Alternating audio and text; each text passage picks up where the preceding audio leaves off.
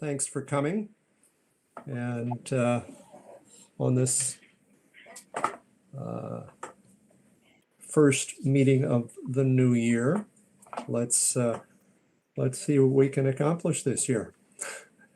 I was just looking at the membership list, and there are some people whose appointment is coming up for renewal. And as many of you know, this can sometimes take a while. So my suggestion is that if your date of renewal, and it's on the list that you got sent for this meeting, is coming up anytime in 2022, that you get started on the renewal process right now, because you need to get your town board to pass a resolution that appoints you or that recommends you for appointment. That then goes to the Board of Supervisors, and they have to schedule however they're going to make that happen in one of their meetings to vote on it, so that you actually get appointed. So that whole process from start to beginning has taken as long as 4 months. So that includes mine, which is coming right up next month. Tara, Colleen, Barbara, David Newman, Christian, Stan Yarian, Daniel, and Anna Kadish are all either coming up on their date or in a couple of cases have already passed it. So, Michael, am I reading this incorrectly? It says here that your term ends in July. Oh, no, well, that was there's July of 21. July of 21. Sorry. Right. Right. Well, there's two different dates on there. One of them is my appointment as the chair, and the other is my appointment as a member. Oh, now I see David, that. you had Yep. David, you have something to say? Yeah, I think the town of Ghent did approve my nomination or renomination. I don't know where it stands at the county government level. Is there something I need to do or we need to do? No, not specifically, but just so whoever's handling it in Ghent knows that they need to present their resolution to the supervisor, and that they'll take it up in a meeting. So that's my warning, is that sometimes it can take a while. All righty. Can I Colleen? interject one thing? Or Kara? Go Hi. ahead, please. Hi, everybody. Happy New Year. Sometimes you need some hand-holding with this process. So I would recommend that you reach out to the supervisor to send that resolution or whatever document to Patrice Perry. Yep. It's a great idea. Yeah. It's a good suggestion. Especially for those of you on the cusp, just be proactive, and otherwise we're going to have nobody that can vote next month. Well, I believe these letters are all in process. So you should be hearing something shortly. Good. Okay, thank you. Good news is coming. Yes. Colleen, you had something? I was just going to say that I know mine is already in process and Patrice already has it. So it will just be at the next meeting. Good. Okay. And Rick? She's been on top of it, and she's been contacting supervisors and towns. So, but any questions, we'll keep you posted. Just shoot us an email. Good. Okay. Rick, did you have something else, or did you already get covered? No, we have 4 openings, and I'm just wondering if there's something we can do proactively for Canaan, Copiague, Claremont, and Greenport. I was just thinking that I should give a call to those 4 supervisors. Can I suggest? Rick, did you say Canaan? Yeah. Yeah, it says open right now.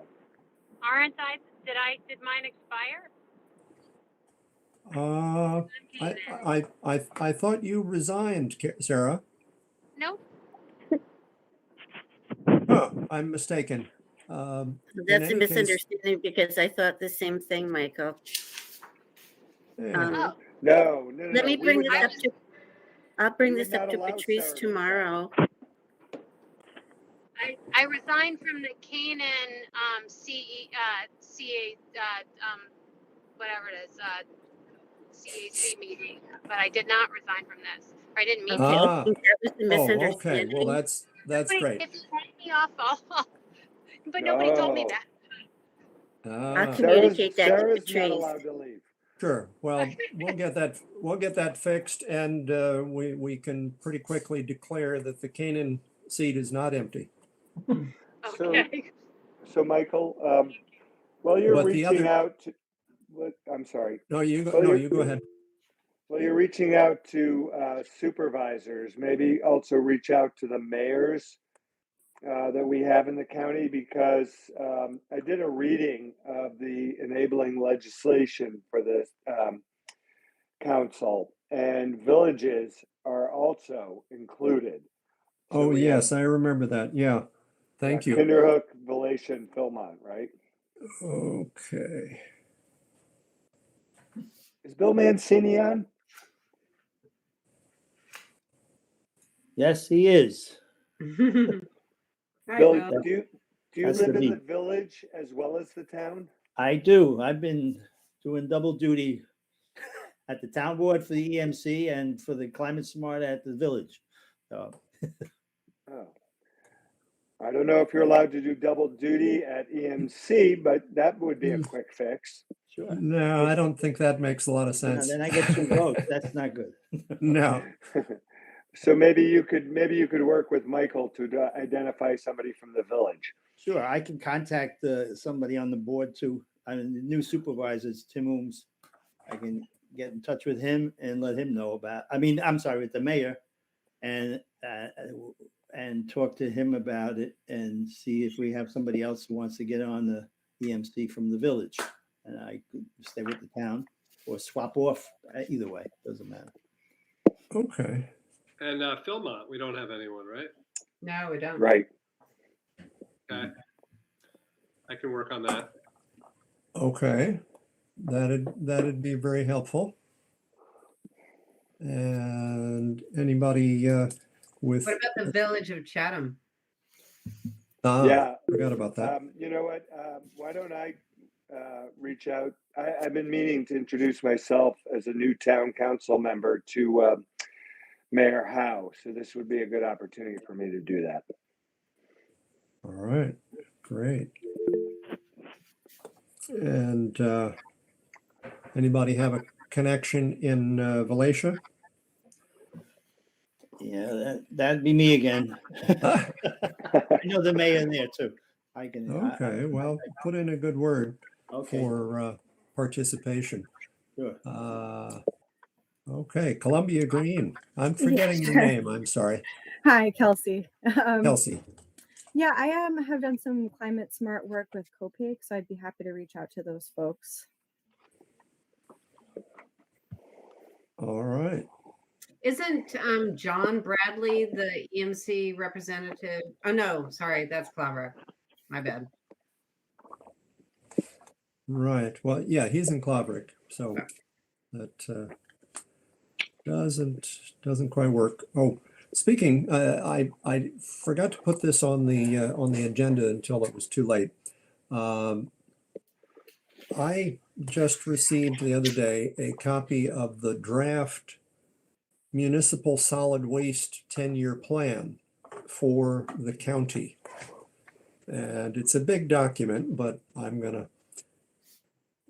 go through and see if there's anything that occurs to me. It looks very good so far, and it's chock full of potentially useful data about the way that we have been doing solid waste in the county, and ideas about and suggestions for a plan on how to do it in the future in a better environmentally appropriate way. So if anybody would like to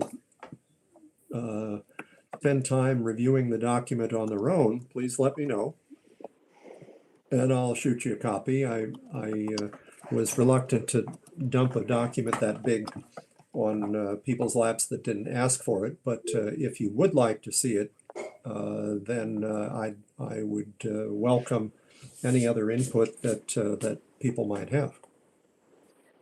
Michael, I'd like Yeah. to see it. If you don't, I Sure. would love to see it. Same here. I I'd would like as to well. see it. Pardon me? Oh, I thought somebody else said something. Well, if just to relieve confusion on my part about who asked to see it, if you could just send me a quick note on email, that'd be very helpful. So we'll get that out. All right. Now, pardon me for a second here.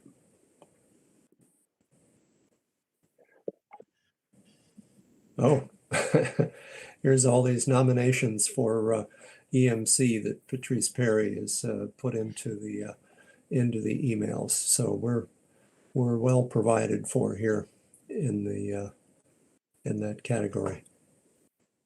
Does that mean that some of us do not need to contact the supervisor about Well, it? it's not that you don't need to. It's just a reassurance that once it left your hands, that your supervisor is on top of it, and apparently Greenport, Claremont. Oh, that we have nominations from Greenport, Claremont, and Copiague. Well, that's all Oh. good. Excellent. Well, no, that's not what it means. It's Patrice's encouragement of them to appoint somebody. So I think she was canvassing them for interest. Exactly. That's what it is. I'm sorry, I misinterpreted the title of the message.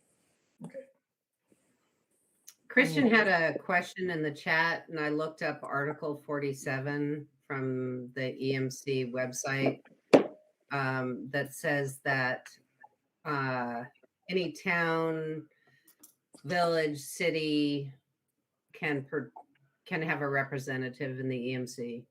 So Rick's correct. All Not right. that he needed somebody to prove him correct, but Oh, no. Yes. I always need to be double checked. No, for well, certain. no, I was just addressing Christian's question in the chat. All right. Okay. So, I have been too distracted here. David, would you like to say a few words about the Climate Smart Communities effort at the county level? Sure. Be happy to. And in particular, the issue with the shared solar, right? Right. So we've been plodding forward, working on a community solar campaign for the county, and it's gone a little bit slower than we would have liked, but we continue to make progress, which is good. The task force did a request for applications. I think I mentioned that previously. We received 5 proposals. We reviewed them and we recommended 2, Nexamp and Astral Power. We recommended that we do a campaign with 2 providers, and that went to the government committee last week. And after a long, extensive presentation and questions, it passed the government committee and is now on to the full Board of Supervisors for approval, which will happen. I can't say approval will happen. I hope it will happen, but the vote will happen and the discussion will happen in the beginning of February. I don't have the exact date. We're also working concurrently on a scoping document to NYSERDA, which gives us the ability to launch the campaign, as many of us know from our experience. And we're encouraging towns to initiate their own efforts right now, so that when someone signs up in the town or in the county, well, in the town, within the county, that the town gets credit as well as the county toward the NYSERDA grants that are available, $5,000 for a town, $15,000 for the county. So I have right now, I'm working with John and Claverick. Again, my town is working on a proposal. We're working on rather a resolution to launch a campaign. And Germantown, Matthew Mercier is working on. And then I'm in touch with a couple gentlemen from the town of Kinderhook. And that's all I know in terms of which towns have not already, many of us have already launched these campaigns, but which towns have not already launched a campaign but might be interested in kind of piggybacking on the efforts and the due diligence that the county has done in choosing these providers. It really is a very low, it's a very light lift for a town at this point to join a campaign, especially considering they don't have to put out an RFA or RFP, and they don't have to vet the providers. They can simply piggyback on the selection done by the county.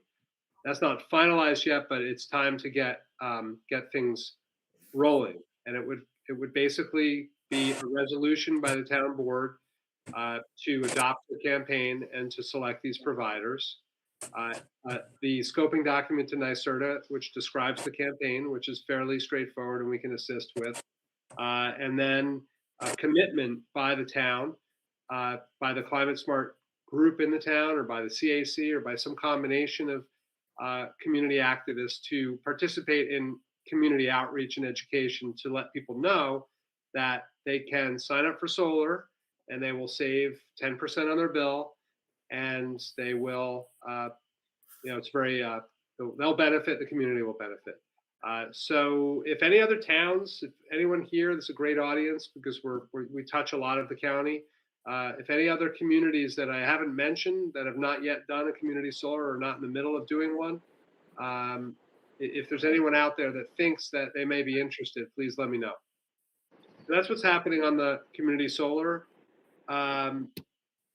It's a great opportunity. I just will say one more thing is we could have hundreds and hundreds of subscribers join on top of the hundreds that have already subscribed through their towns in the county. And this is going to make a huge impact on our overall greenhouse gas emissions as a county.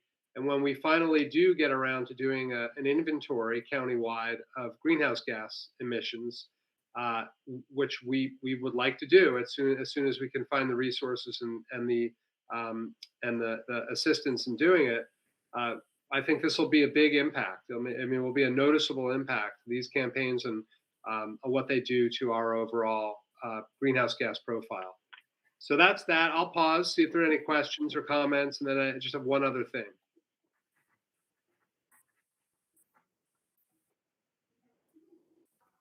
I left you speechless. I love it. Rick, can't hear you, but I'm dying to hear what you have to say. Sorry about that. Is there any chance of the county itself signing up? Because I know there's been discussion in the town of Chatham of having the town sign up, and the town, the last I heard, the town is waiting to see where the county goes with this before it makes the determination. Well, it makes perfect sense for the municipalities to sign up. They too would save in some cases, they could save more than 10%, but they would save at least 10% on the electric bills. It's a no-brainer for the life of the subscription, which is 20 plus years. There are legal issues in terms of going through a process for the municipality. So for a campaign, the county or the town is just simply saying, our group has we've vetted these providers. These are legitimate companies, and we recommend that residents and businesses consider signing up. That's all they're doing.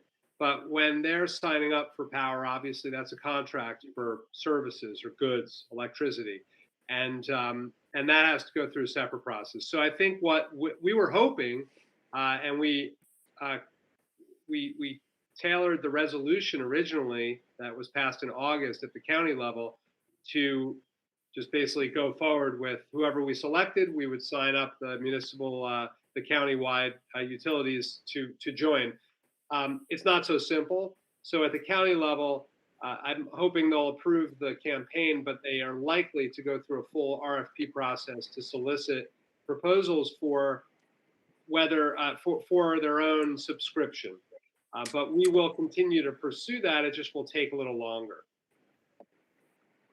All right. Yeah. Yeah. So that's a really important point because there's a lot of power there that's being used by our towns and by our county.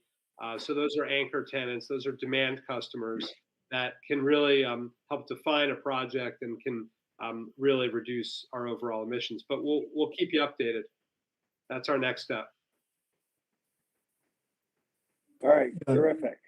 The other thing I just wanted to mention, and if there are any other questions on community solar, let me know, but I feel like I'm taking too much time already, which is the Climate Carnival. So I think I mentioned this in December, but there's an initiative, an event that the Climate Smart Task Force is organizing, being run by Jolene Race, the Solid Waste Director, and Tistria Hofling of New Lebanon, Supervisor. It's July 16th. That's a Saturday, so I think I got the date right. It's the Saturday right around July 16th, might be the 17th, at the fairgrounds, the county fairgrounds. And we are in the early stages of organizing people who want to come and show their wares or have a table and talk to people. We're hoping that Climate Smart Task Forces from the various towns that are active or other groups that are active on these issues would want to take a table. It's a great opportunity. We have all the infrastructure, electricity, waste disposal, all that is being handled by the county, which is a really nice thing. And we kind of have an open slate to do what we want with it. Love to get some food, some music, get some. The idea is it's a carnival. I mean, we can all talk all night long about how depressing the state of the world is and the state of our lack of response to climate change is, but we're not going to dwell on that. There'll be plenty of that there. There'll be plenty of educational opportunities, but it's really a place to gather and talk about what we do, what we have been doing as a community, and what we will continue to do and do more of. So that's the spirit of it. Bruce has his hand up. Go ahead, Bruce. I just wanted to mention one of the things our committee is lacking is someone who's an expert in publicity. So if anyone knows anyone that's good with publicity, that would be very useful, and you could tell any of us about it. Yeah, communications, marketing, social media. We could certainly use help, and it's all volunteer based. We do have the benefit of the county Climate Smart page, which we'll be building out for community solar and other things. It's not much right now. We don't have a social media presence at the county level as the Climate Smart Task Force. So I'm not sure we'll get all that built out, but there's a lot of opportunity for us to do a lot of outreach. So if anyone has ideas, they want to participate in some way other than just attending, they think they might be able to offer some assistance, please let me know, let Bruce know. There's a committee that is meeting monthly. We'll probably have to start meeting more regularly. So let us know, and I'm happy to answer any questions.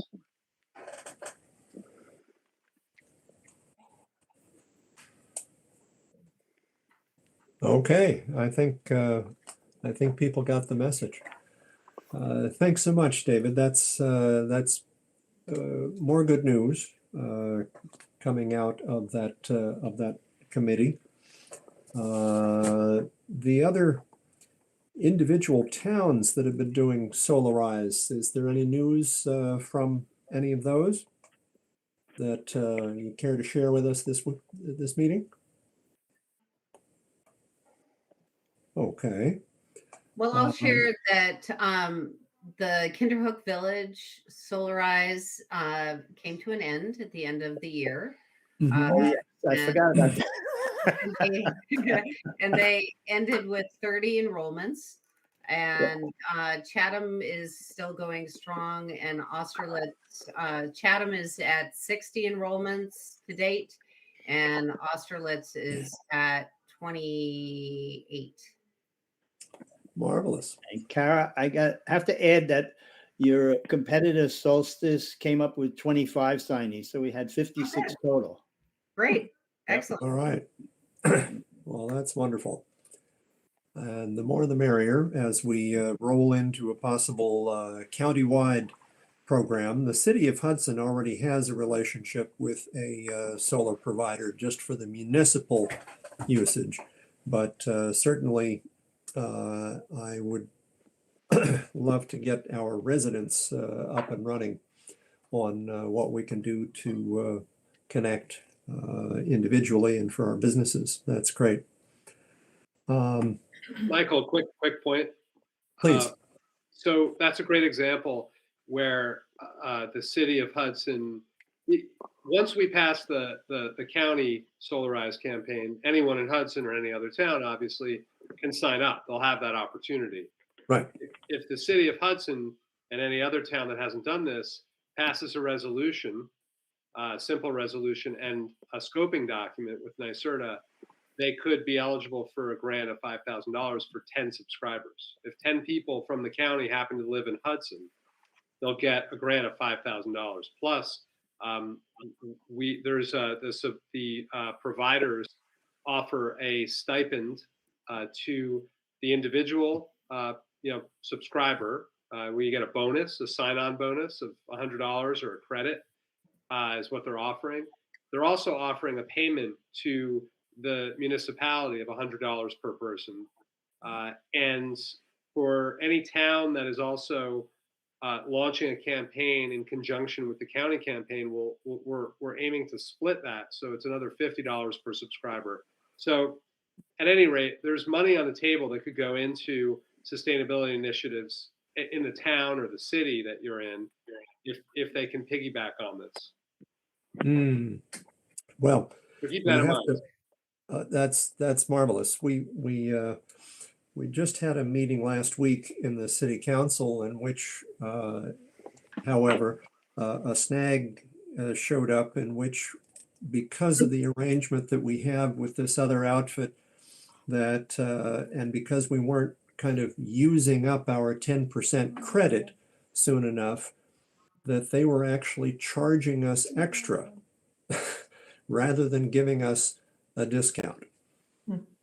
So we had to transfer some funds from one bucket to another in order to account for that. But that's going to get ironed out between our treasurer and the lawyers and so forth to see why that happened. It's not clear to me how it could have happened, but that's something that we will need to deal with in order to encourage anybody that knows about this to step into something that will seem like them to be the same deal. Mm-hmm. They don't want to let, you don't want to encourage somebody to get left holding the bag here. Yeah. Let's talk offline. I'm curious to learn more about that and see. Oh, indeed. Me too. Yeah, as I am. Yeah. So, climate smart communities. Here in Hudson, we've been in kind of a suspended animation for a while. So I have nothing new to report on that or any of the community-specific climate smart communities doing anything that you'd care to report on that would be useful to the rest of us. Okay. I'd be Karen, go willing ahead, please. to talk about the town of Austerlitz. Great. If you all haven't checked out our website, we have this, what I consider a pretty good website for the small town of Austerlitz. Oh, it's a great And, website. and also, we just hired a coordinator for our Climate Smart Committee. And we were able to get some funding from a group of angels. And so we had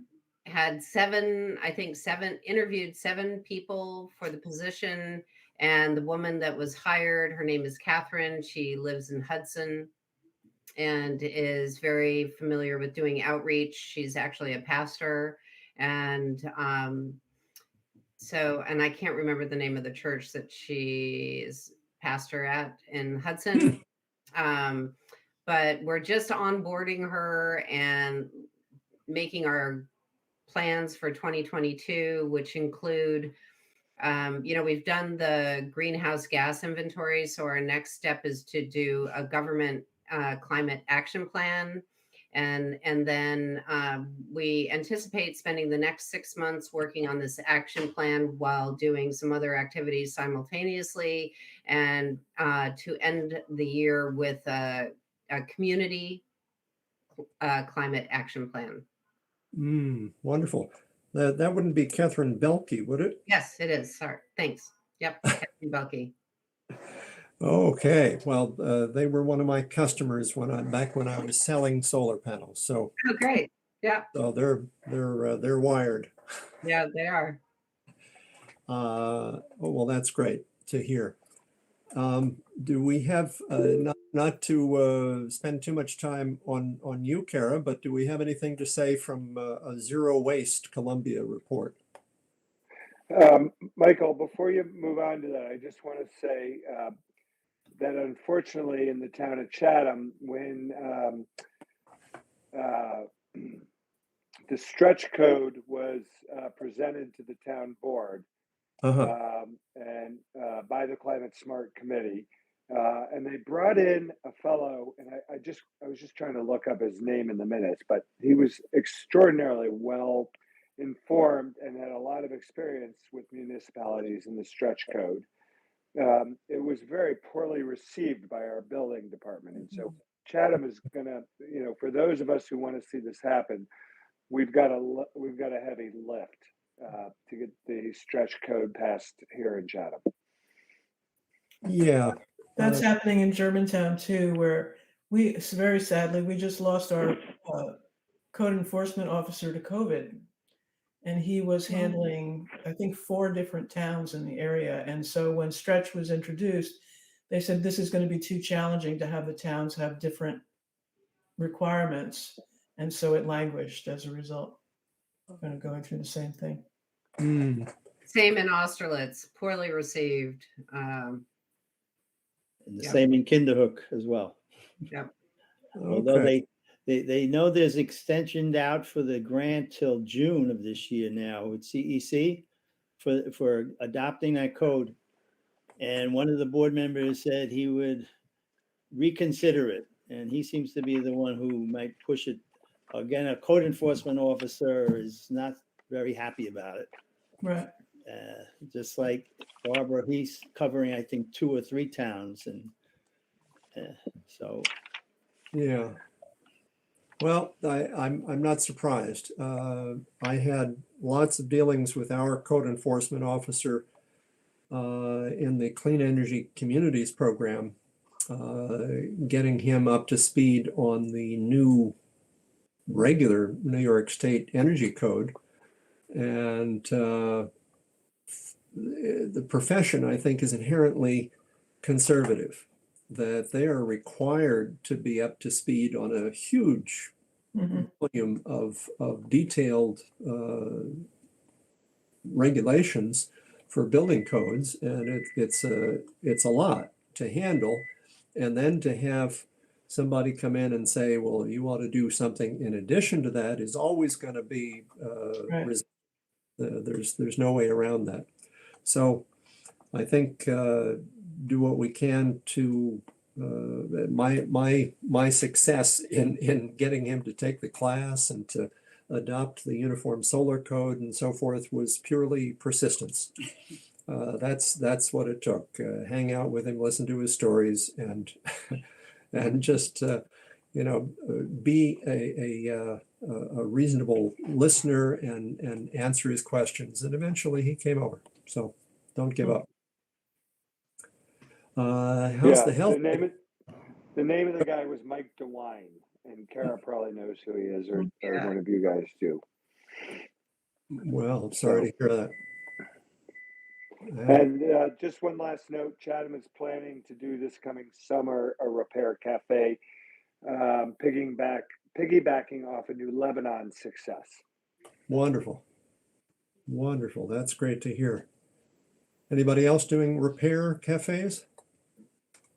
Austerlitz and Chatham are probably going to, well, Rick, you don't know this, but Carl and I have been talking about maybe doing a small scale repair cafe between now and when Chatham does their repair cafe. So we might have something in March.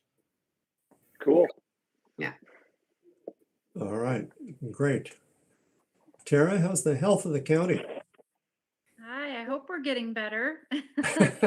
Well, it was a little touch and go there for the last few weeks, but we're down to, we have 70 COVID cases as of today. We hit a record high for one day on January 12th.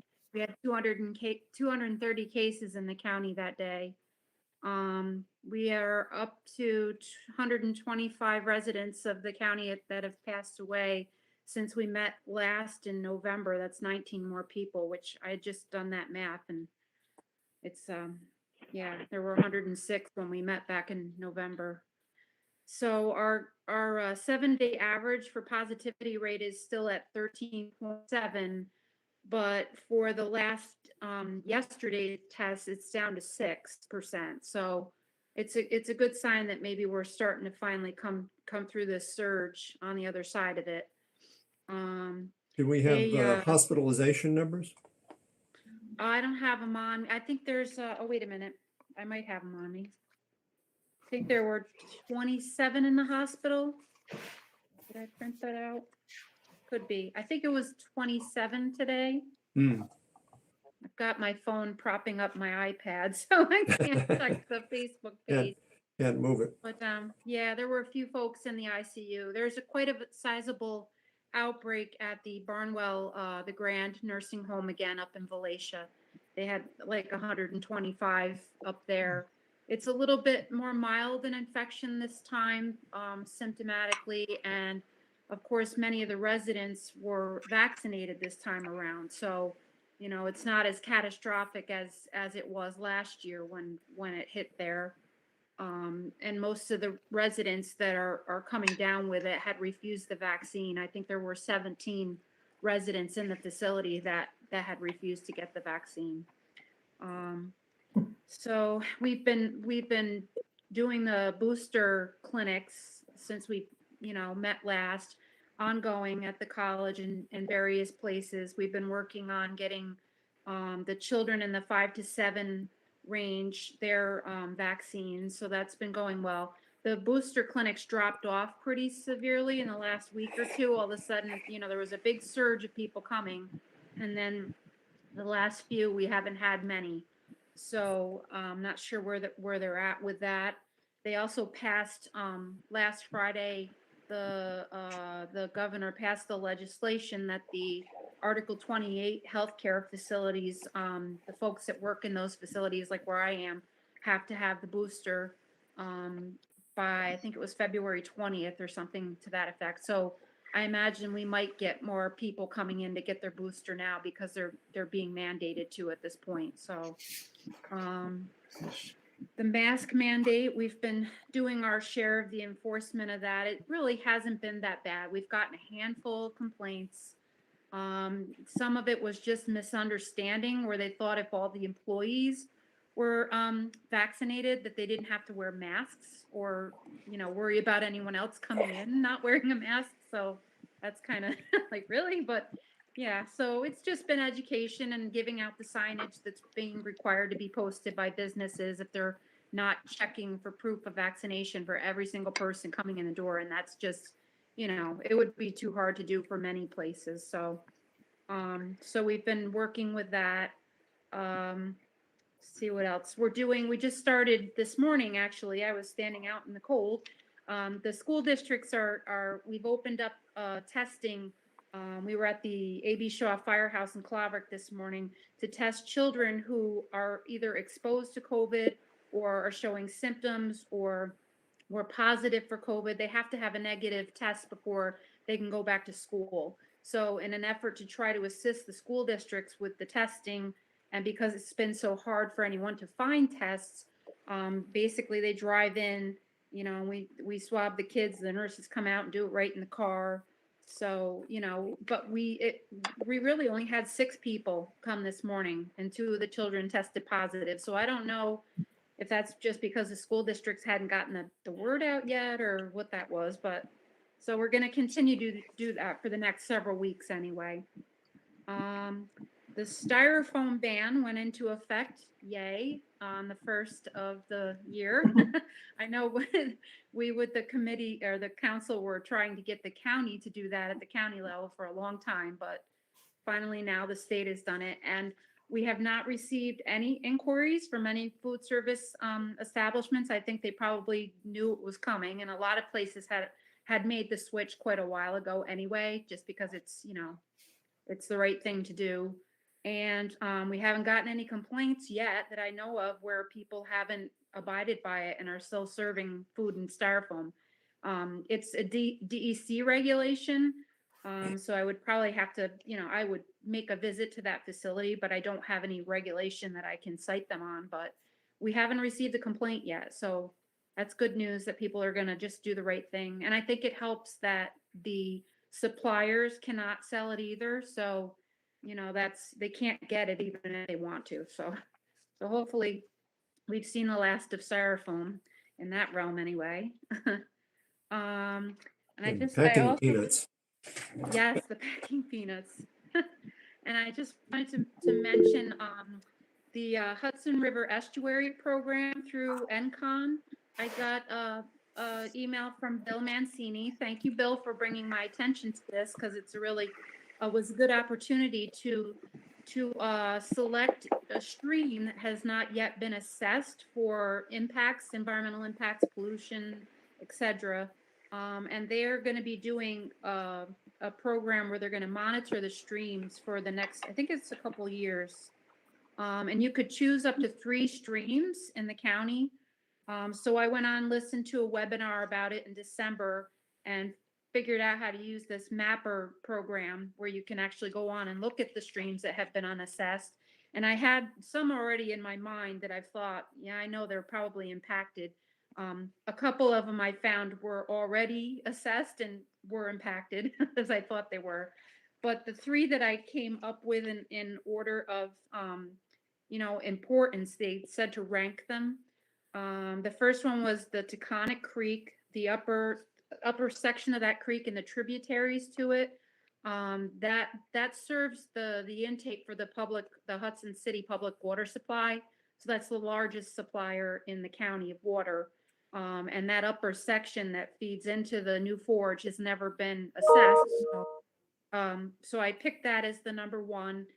The second one was the Valatia Kill, the lower section down below Niverville and through the village.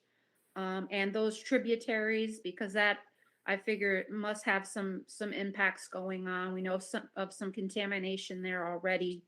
And it's got the, you know, the issue with the Nassau, you know, that feeds that stream. And those wells are right there on that creek that feed the village of Valatia. So I selected that one as the second stream to be assessed if they so choose.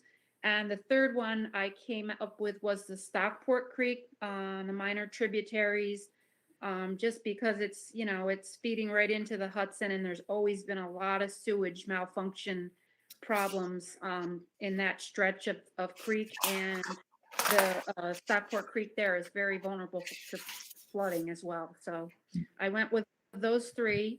I had run into Christine Vanderleen, I think her last name is, from Yes. CLC. And I mentioned it to her because I wasn't sure if she'd heard of it. And of course, she knew about it and she was applying as well. And she also selected the Taconic Creek, the upper tributary. So hopefully, with two of us, maybe We'll have it maybe covered. they'll pick something. So Oh, they'll that's wonderful. notify me if they've picked anything that they're going to monitor in the county, and then I'll pass it along to you folks. And then as things progress, if they come up with a report, we've identified stakeholders that we would want the information to go to, and so hopefully, something comes of it. Can't hurt to try, right? So thank you, Bill, for calling Well, my attention to that. as a regular consumer of Hudson water, I'm happy to hear this. Yeah. When we do a bang up job of water purification here, but it couldn't hurt to have the intake of a little better, higher quality. That'd be great. Rick, you had something to say. I just wanted to ask Tara, what's the capacity for the department when an establishment, a commercial establishment, is not enforcing a mask mandate? Because I'm on a couple of different groups, and I know there have been complaints about Browns in the village of Chatham. And I have not encouraged people to reach out to the Department of Health, even though I kind of wanna, because I just don't know what your capacity is to deal Yeah. with it. And the woman that owns this establishment is pretty adamant that it's personal choice, and if you don't like it, don't come in the store. Yeah. We have a little bit more, they did make it, we had a little bit more enforcement capacity before when it was under an executive order from the governor. This time, there's no emergency executive order in place. So it falls back on the public health law, I believe. And our public health director has been more about trying to get people to comply with education and not, being really heavy handed. And, that's the way he's going right now. We haven't done any enforcement where we're threatening to fine anybody or anything like that. And I believe that it's set to expire February 1st. I'm not sure if the governor is going to try to extend it beyond that. I guess it just depends on what she's seeing statewide. But if we make a visit and they don't, follow, and we get subsequent complaints, then there could be, a public health fine. And I believe a fine can be up to $2,000 for violation. So Yeah, you hate I to don't have even to, know. you hate to have it come to that, that people just can't do the right thing, but it happens. Yeah, I don't know if a visit's even necessary. Just a phone call or Yeah. an email from your department to an establishment might be enough to, Sure. put them on the right path. Yeah. Sometimes that works. Thank Okay. you. Well, thanks to you and your colleagues, Tara. Colleen, you had something to say? Yeah, I just wanted to let you know that the Rojan Watershed Alliance has actually submitted documentation to have the Rojan stream and actually assessed, because there's a large area in both Copake and Ancrum that have not been assessed. And we've done a fair amount of work with Trout Unlimited about there being spawning habitats for certain critical fish, and we have a very highly agricultural area, so we would like to see that it be assessed, because agricultural runoff, it can be an issue. So thank you, Bill, for sending that out. All right, great. And Barbara? Yeah, I know I contacted you very late, Michael, about possibly talking about my conversation with Christine from Oh, CLC. sure. Yeah, that's fine. Okay, thank you. I'll be brief about it. She got in touch with me and is interested in doing some brief let's think of them perhaps as introductory videos about topics in the NRI, so that people who are community members or possibly planning and zoning committee members, we have a new town supervisor, he might be a good candidate, could become acquainted with certain topics without perhaps having to do or start with the long form trainings that most of us have done. And one should always head in that direction if you're going to do real work based on these topics, but just a way of getting people acquainted with the topics, what environmental services do these different aspects and attributes of the landscape provide. And to back up for a second, we just did our education and outreach session for our LWRP last month. And a lot of people were reluctant to come to our community center because of health concerns. So we did voiceover videos on all of the topics and maps that we needed to cover. And it worked really well. So we had a website that people could go to and make their comments and voice their hopes and aspirations for the town and what we were going to be doing. Or they could come in person and we were there to discuss these maps with them. So it's kind of in line with that. What Christine and I are talking about, I think she's always reached out to you, Rick, also, correct? Yes, she has. Okay, cool. So what she assigned me to do today, I talked to her this morning and a couple of times last week, was just to mention this potential project to the group and say, how are your communities using the NRI, and would something like this sort of targeted introductory video idea appeal to you? Would it be useful for climate smart community efforts where NRIs are going to be established for the local municipality, or public planning and zoning issues? Just sort of figure out, we won't do every topic in, on what is it, 25 topics in the natural resource inventory, the long form, but maybe put together 3 or 4 that people might find useful. So I'm just sort of putting it out there. You could think about it, email me, or mention whatever your thoughts are about it now. That's great, Barbara. I know the town of Austerlitz has that on a wish list of things to do this year, along with our climate action plan. Uh-huh. I think a video would be really helpful. So would you think of a video introducing that the NRI exists, or certain aspects of it? Certain aspects, more tangible, basically, I mean, we're kind of high level discussions right now, but hoping to kind of piggyback on what CLC has already done and drill down on it for our small community. Exactly. And Michael pointed out there's already excellent videos, but they're an hour plus long. And so we would definitely make use of all of that existing information, but each individual segment would certainly require a new introduction, and maybe with an eye towards, just a very targeted purpose, as opposed to good foundational environmental awareness. Have it be, this is how it's used, or this is how certain communities have used it, and give them examples of, putting it to practice. Right. Good idea. Yeah. Yeah.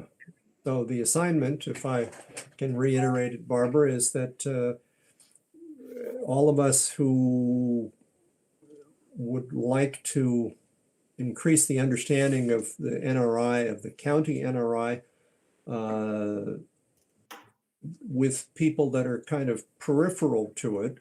Correct. That we should make it known to you that that'll be part of the body of people that could use such a thing. It'll add more fire to the job of getting it done. Correct. And also help point us in the direction of what the topics should be. Yeah. I'm very focused on wetlands. I'm in Germantown. Our rezoning is coming up. Our comprehensive plan calls for that work, but we need to get much more specific to our community about where wetlands are. And that was part of the task with the LWRP. I was in charge of all the natural resources maps, And people were coming up and saying, well, where's this wetland and where's that one? Because they weren't in the federal and state maps. So saying, well, we want to really cover it much more completely.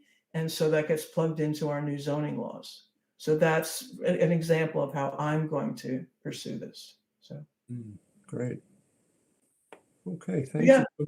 give it some thought. Let me know what you think, and we'll keep working on it. Great. Thank you. Welcome, John. Nice to have you.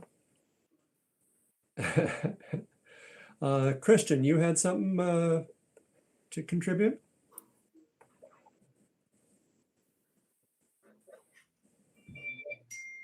You're muted.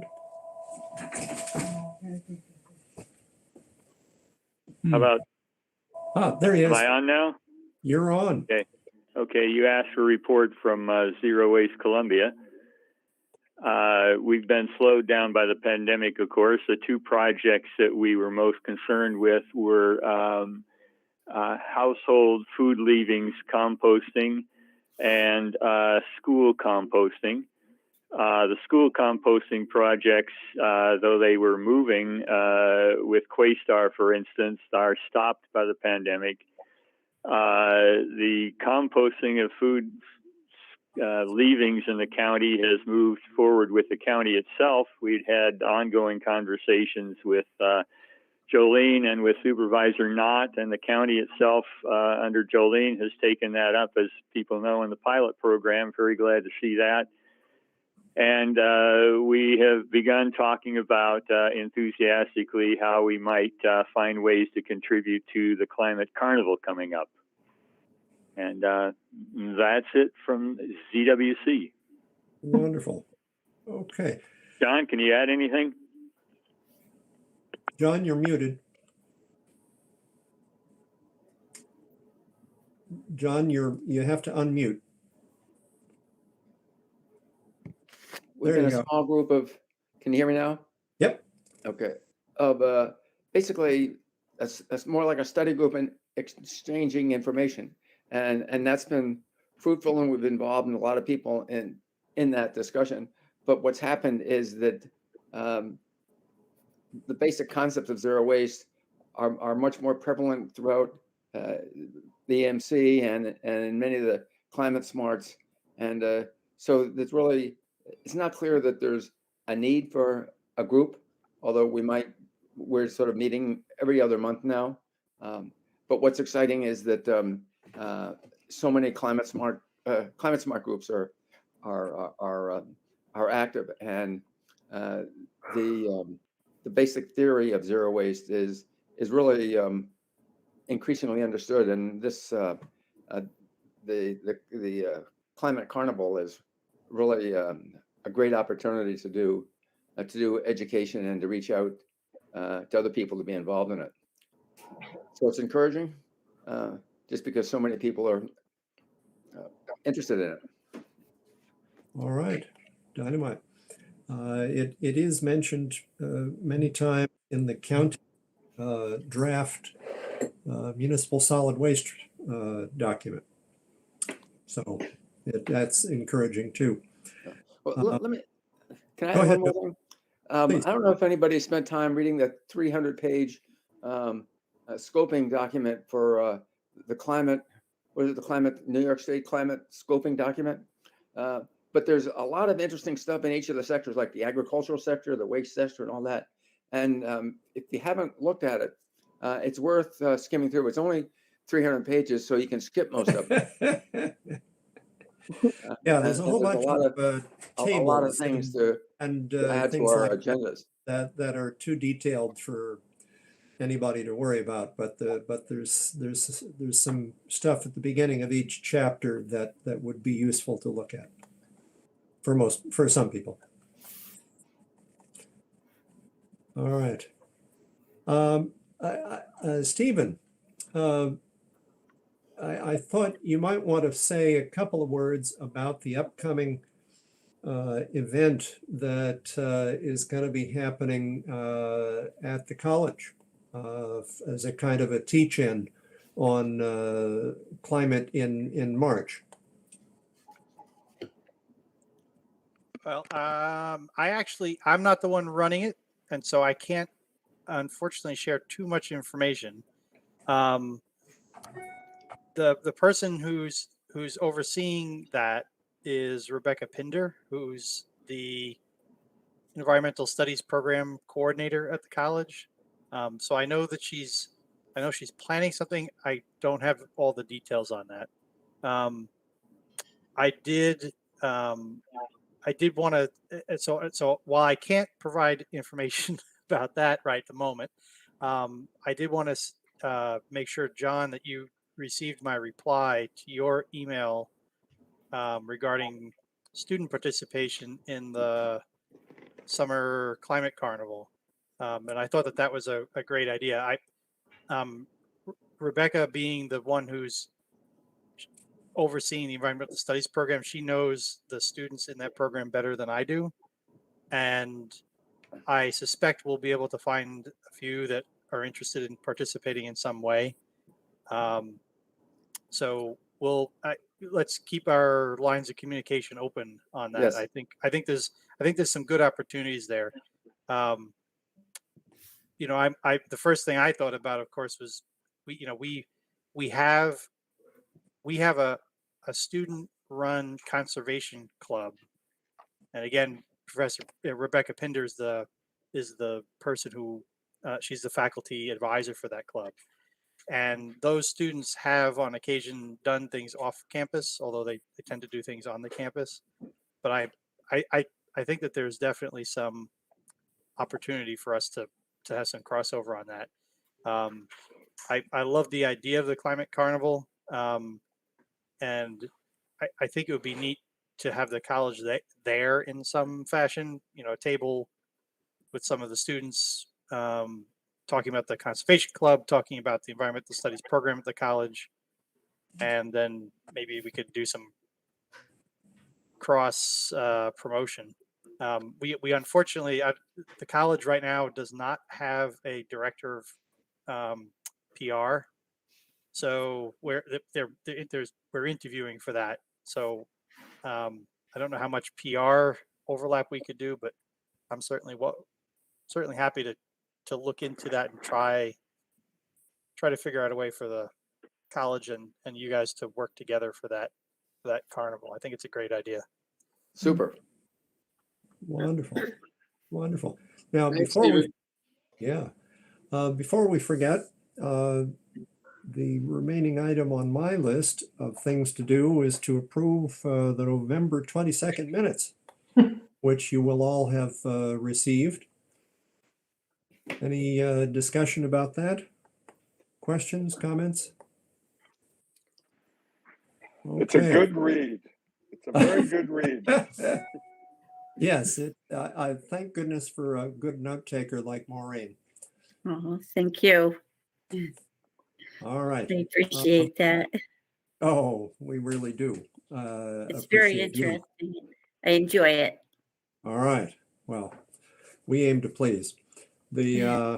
So I'll entertain a motion to accept the minutes as written.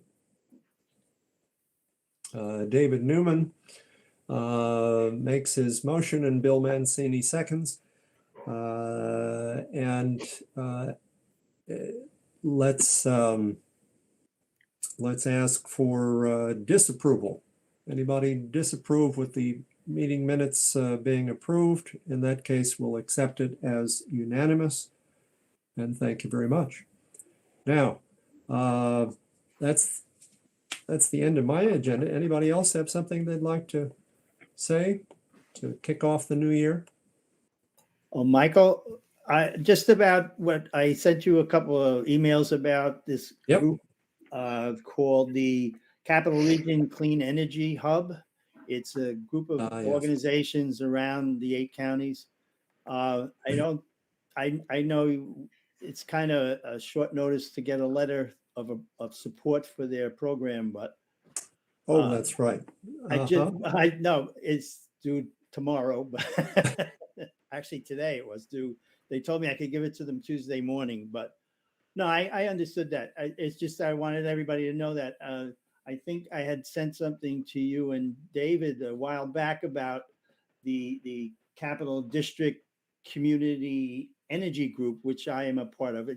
I got involved with that when I had the village agree to join a CCA for the capital region. Unfortunately, the CCA is on hold right now, and this group has kind of it's about 13 towns. I think about 10 of the signees on to the CCA decided to investigate possibilities of doing other things together. And now they've kind of joined in with more groups in the region, mostly I think in Albany and Troy. But it has to do with a lot of getting involved in education and of clean energy programs, and to also they're looking to apply for grant money to reach out to all the communities. They're talking about 8 counties in the capital region. So Columbia County is one of them, and I got stuck into that group now. So I'm in another committee. But I'll keep you informed as they go forward. So if there's anything new that we can come up with, I don't know if you want to push this through tonight, that would be fine. But if Well, not, let me explain the general outline of it. Sure. The program of this climate and energy hub that the NYSERDA is encouraging the development of is that there is outreach activities and referrals that could be made to individuals, households, and businesses for helping them understand what resources are available to get funding for and technical support for energy efficiency improvements and alternative energy arrangements that would be facilitated by this kind of network of county-based and municipally based organizations, probably nonprofit or even municipalities themselves, that would help out with this. And my response to these folks from the letter was, well, the EMC itself is kind of a skeleton. We have no full-time staff. We have no budget to speak of. So I'm not sure what we would do to be an active part of this enterprise. But certainly we all encounter people, and I mean, the sort of conversation we're having today about outreach and education and support of the technical stuff is on another level of what we do anyway. What we're going to be doing more actively with the climate fair in July, and a lot of different things. So this is, on the one hand, it's essentially what we do.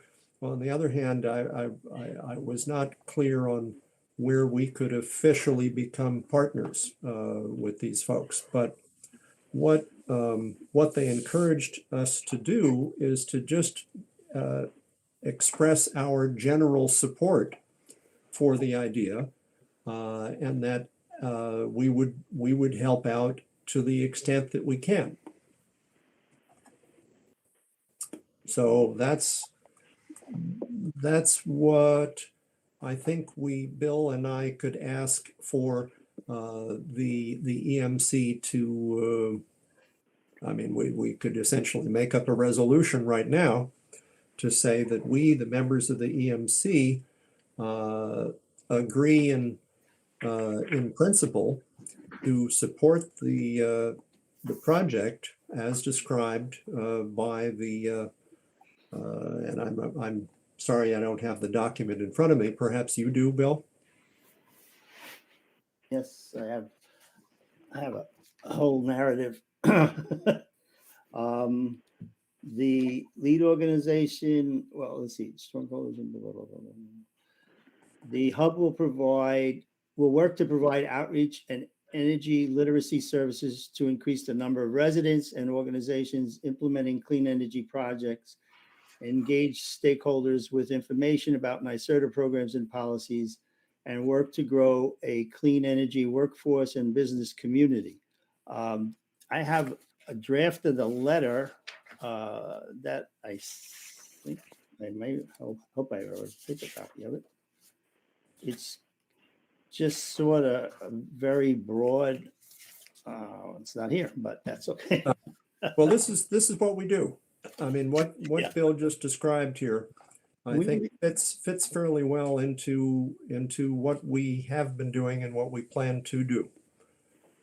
So the suggestion I have is that we agree in principle to support the aims of the project, and that we'll send everybody a copy of the letter that outlines it in more detail. But if we could get a general agreement that this is something that we would like to give a clap to, and say that it's something that should go forward, then that's the proposal. I move that we authorize a letter of support to be drafted by Bill Mancini and delivered tomorrow morning. Thank you. I second that. All right. Okay. All in favor? Aye. Aye. Aye. Thank you. Any objection? All right. What a group. What a Thank- group.